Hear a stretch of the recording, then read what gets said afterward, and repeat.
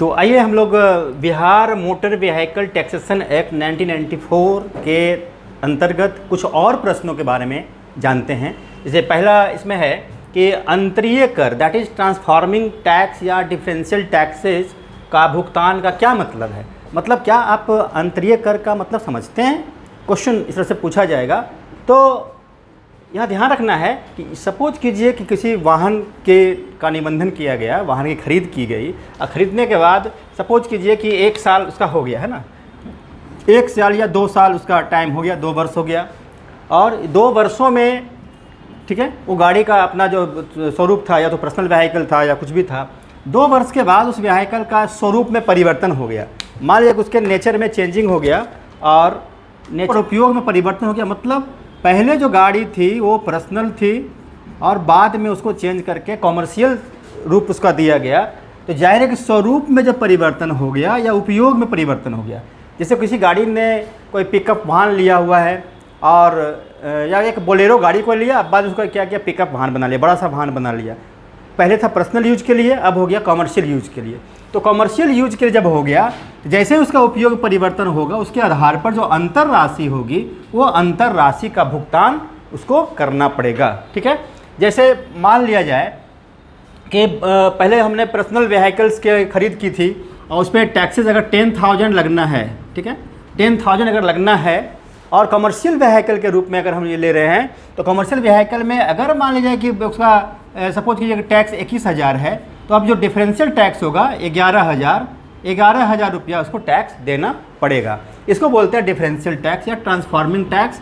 वाहन के ट्रांसफॉर्मेशन, उसके रूप में परिवर्तन है ना, या उपयोग में परिवर्तन के आधार पर जो टैक्स होगा, नया वाला टैक्स होगा, उस टैक्स में से पुराने चुकाए गए टैक्स को घटाएंगे। मतलब 21,000 अगर टैक्स हो रहा है उसमें से 10,000 हम घटाएंगे, बाकी जो 11,000 बचेगा यह कहलाएगा अंतरीय कर। इसका भुगतान करना होगा। क्लियर? दूसरा है किसी वाहन के स्वामी द्वारा कर का भुगतान कहाँ किया जाएगा, मतलब टैक्स का पेमेंट किस जगह किया जाएगा। यहाँ ध्यान रखिएगा, अगर कोई गाड़ी नई है, नए वाहन हैं, न्यू व्हीकल्स रजिस्ट्रेशन किया गया, तो उस व्हीकल का टैक्स कहाँ होगा, निबंधन स्थान के करारोपण पदाधिकारी के पास होगा। जैसे मान लीजिए मुजफ्फरपुर में रह रहा है, वहाँ एक उसने वाहन रजिस्ट्रेशन करवाया, तो निश्चित रूप से उस नए वाहन का टैक्सेशन मुजफ्फरपुर के DTO ऑफिस में उसको जमा करना है।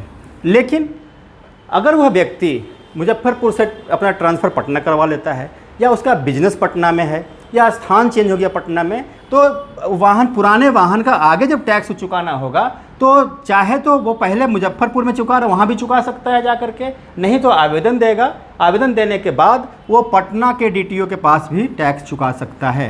ये प्रोविज़न है Bihar motor vehicle taxation act 1994 में, ये प्रोविज़न है।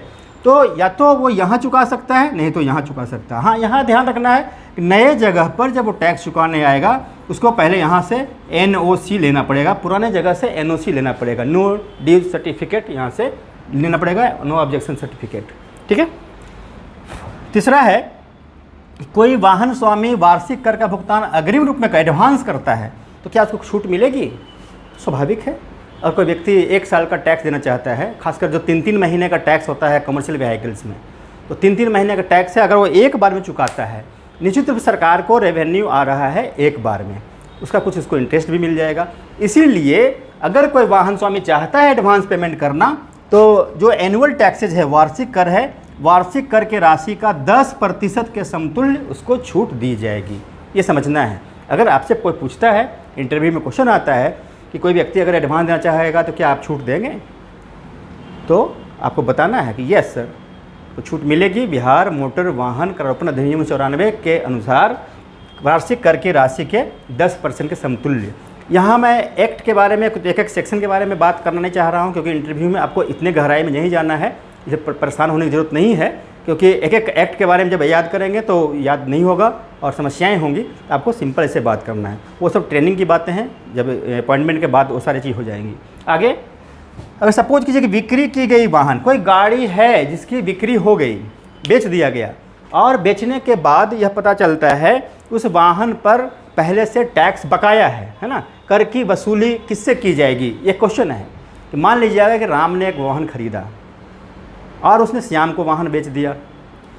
श्याम को वाहन बेच दिया और बाद में पता चलता है, या डीटीओ ऑफिस को गाड़ी को अगर कहीं सीज करता है, पकड़ता है, तो पता चलता है उस वाहन पर, उस व्हीकल पर कर का बकाया है, टैक्स बाकी है। तो कर वसूली किससे की जाएगी, राम से कि श्याम से? तो यहाँ पर टेंशन नहीं लेना है, आपको ये नहीं देखना है कि राम ने खरीदा, टैक्स चुकाया नहीं चुकाया। सिंपल है कि जिसके नियंत्रण में वाहन है, जिसके कंट्रोल में वाहन है, जिसके पास वाहन है, मतलब जो वाहन का स्वामी है उसी से टैक्स लिया जाएगा। स्वामी कौन है? जिसने अभी खरीदा, मतलब श्याम। तो यहाँ है कि जिसके नियंत्रण में वाहन है उसी से टैक्स की वसूली की जाएगी। That's all. तो इस प्रकार से क्वेश्चन है। Okay, all the best.